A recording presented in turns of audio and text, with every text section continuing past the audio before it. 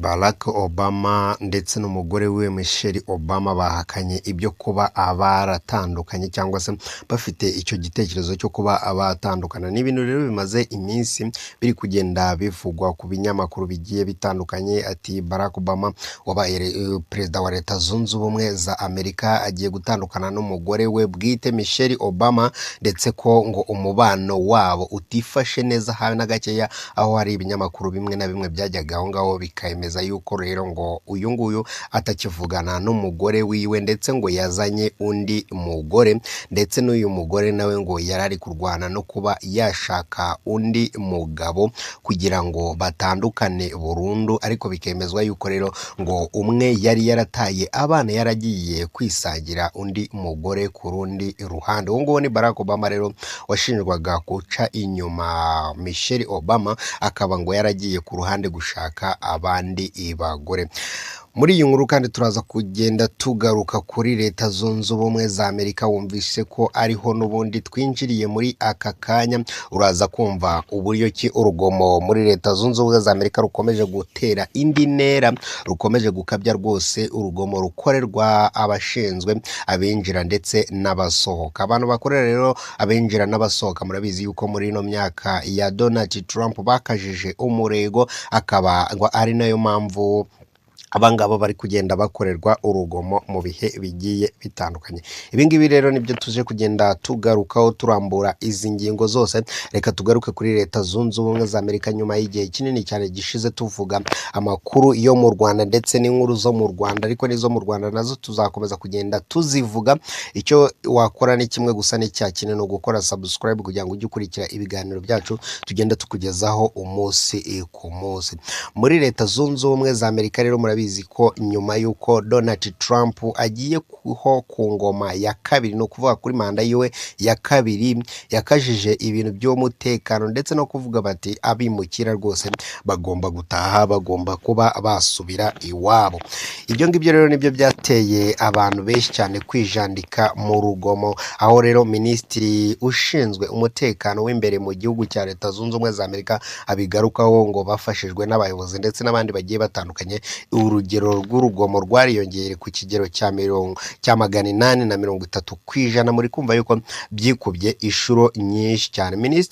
Minisiteri y'umutekano w'imbere muri Leta Zunze Ubumwe za Amerika rero yatangaje yuko uru rugomo rwakuze ndetse rukikuba kabiri, rukikuba inshuro nyinshi cyane, kugera ku ikigero cya 830% muri manda ya kabiri ya Donald Trump, ugereranyije nuko byari byifashe mu mezi agera kuri 6 mbere ya 2024. Kuva rero Trump yajya ku butegetsi mu mpera za Mutarama 2025, abakozi bashyize imbaraga zikomeye cyane mu mukwabo ugamije gufata abanyamahanga baba muri Leta Zunze Ubumwe za Amerika nyamara batabyemerewe n'amategeko, bivuze yuko banyuranyije n'amategeko. Minisitiri w'umutekano w'imbere Christine Naweme yagize ati rero abakozi b'intwari rero bo muri ICE ubwo ngubwo tuvuga n'urwego rushinzwe abinjira n'abasohoka, bakorewe urugomo rurenze ku kigero cya 830%. Iyi mibare rero ngo ni mishyashya kandi igaragaza uburyo ki ubwo bugizi bwa nabi bwakomeje kurenga ku mategeko, kandi rwose ngo nabo barirukanaga abadafite cyangwa se abatabyemererwa n'abategeko babaga muri Leta Zunze Ubumwe za Amerika. Ni iminsi mike rero hakomeje kugenda wumva bati iki gihugu iki n'iki ntabwo cyemerewe kugera muri Leta Zunze Ubumwe za Amerika, iki gihugu iki n'iki tuzacyoherereza aba bantu runaka. Nuko nguko byagendaga bigenda, nuko abashinzwe kumenesha abo ngabo baba bafashwe bakabirukana, ariko nabo ngo baje gukorerwa urugomo bitewe nuko nabo ngo hari ibyo bari barimo gukora. Iyi minisiteri rero yashinje abanyapolitiki bo mu ishyaka ry'abademokrate ndetse n'ibinyamakuru bikomakomeye gutiza umurindi aka kavuyo ndetse n'aka karengane byakorewe abakorera uru rwego rwa ICE ndetse n'urwango rukomeye rwabajugunyweho kugira ngo rero abangaba bakorerwe ihohoterwa, kandi ngo ibyo ngibyo ni ibinyoma bikomeye cyane. Abangaba bahabwa itegeko, ntabwo ari bo babishyiraho.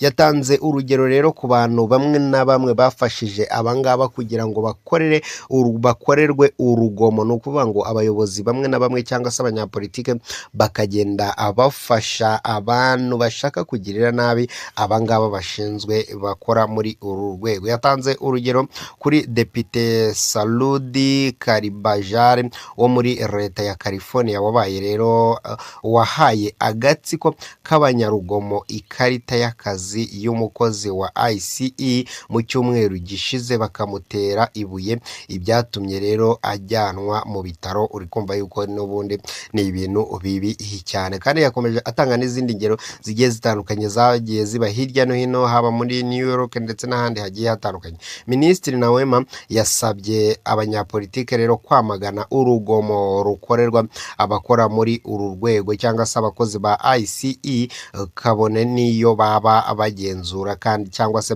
barenga ku mirongo ngenderwaho, ariko bo ngo bagomba kurindwa uko byamera kose. Ibi ngibi ni ibintu mubizi cyane rero byakomeje guteza impaka muri Leta Zunze Ubumwe za Amerika, biteza impaka, ukumva ngo Donald Trump ngo azirukana ngo abanya-Nigeria bangahe, ngo azirukana abarundi bangahe, azirukana abatanzania bangahe. Ni ibintu byateje impaka cyane, n'ubundi bitari bubure ingaruka rero zabyo zakomeje gutangira kwigaragaza yuko abakora muri uru rwego nabo bari kugenda babihomberamo, kuko ngo urugomo rubakorerwa n'ubundi Leta Zunze Ubumwe za Amerika murabizi isanzwe irangwa n'akavuyo gakomeye cyane, aho rero iri kurangwa n'akavuyo gakomeye cyane. Ubu ngubu rero muri ino minsi ho bikaba byarabaye ibindi. Ibyo ngibyo rero twabigarukagaho hano kuri Wasamu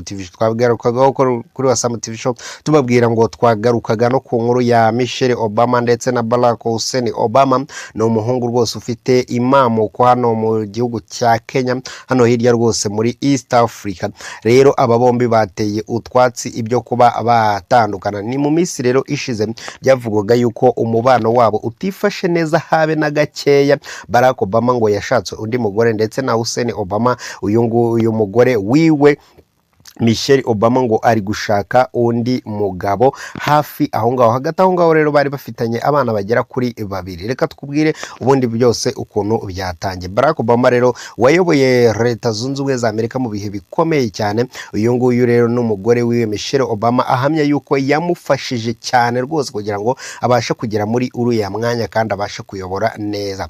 Aba bombi rero bavugaho inkuru yuko bagiye gutandukana, ariko bateye utwatsi izi nkuru zemeza yuko bagiye kuba batandukana, ahubwo zimaze igihe kinini cyane zivugwa ariko zitajya mu bikorwa. Ubwo rero aba bombi bahuriraga mu kiganiro cya podcast cyitwa IMO gikorwa na Michelle Obama ndetse na musaza wiwe witwa Carnegie Robinson. Abangaba rero bose bagize gutya bahostinga Barack Obama aza kuri icyo kinyamakuru kugira ngo agire ibyo ababwira mu kiganiro cya live. Barack Obama rero yahamije yuko we n'umugore we ngo yego bari bafitanye ibibazo, ariko ngo batigeze bagera aho kuba baratandukana, ndetse ngo nta numwe iki ngiki wigize ugitangira. Obama rero nawe yasubije atebya avuga yuko umugore we yamugaruye, abivuga rero atebya ariko agaragaza yuko nk'umugore ari we wari wataye urugo akagenda ahandi, Barack Obama akaguma mu rugo, ariko ubu ngubu ngo akaba yarabashije kuba yamugarura. Umugore we rero abajijwe na musaza wewe niba koko bagikundana, yahise asubiza ati yes, turacyakundana, ni umugabo wanjye w'isezerano. Bombi rero bongeye gushimangira ko rero urwo bakundana ndetse nta gihe bizigera binabaho ndetse binatekerezwa yuko bagomba kuba batandukanye. Michelle Obama rero ati nta na rimwe byigeze bibaho mu rushako rwacu ngo mbe narigeze gutekereza kureka umugabo wanjye. Twagize ibihe bibi cyane, ariko ntabwo nanone kugeraho gutandukana ntabwo ntabwo turahagera, tugirana ibihe byiza byinshi cyane, kwinezeza turi kumwe, ndetse nabaye umuntu mwiza kubera umugabo nashakanye nawe cyangwa se nashyingiranye nawe. N'amagambo yavugiye imbere ya kamera, abantu bose bakagenda bayumva, baba muri Leta Zunze Ubumwe za Amerika ndetse natwe turi kugenda tuyasubiramo. Aya magambo rero yazamuye amarangamutima ya Barack Obama, asaba umugore we kutamutera kuririra muri iki kiganiro. Muramuzi yuko agira amarangamutima ya hafi. Barack Obama rero na Michelle Obama bamaze imyaka igera kuri 32 yose bashyingiranywe, bakaba bafitanye abana bagera kuri 2 aribo Michelle Anna Obama w'imyaka 27 ndetse na Natasha Obama w'imyaka 24. Aba bombi rero akaba aribo bana babo kugeza ubu ngubu. Aba kandi bavuze ko rero kubana neza kwabo ari nibanga bakoresha kugira ngo barere abana babo neza, babashyire mu mico myiza ndetse n'ingeso nziza zikwiriye umuntu umwiza.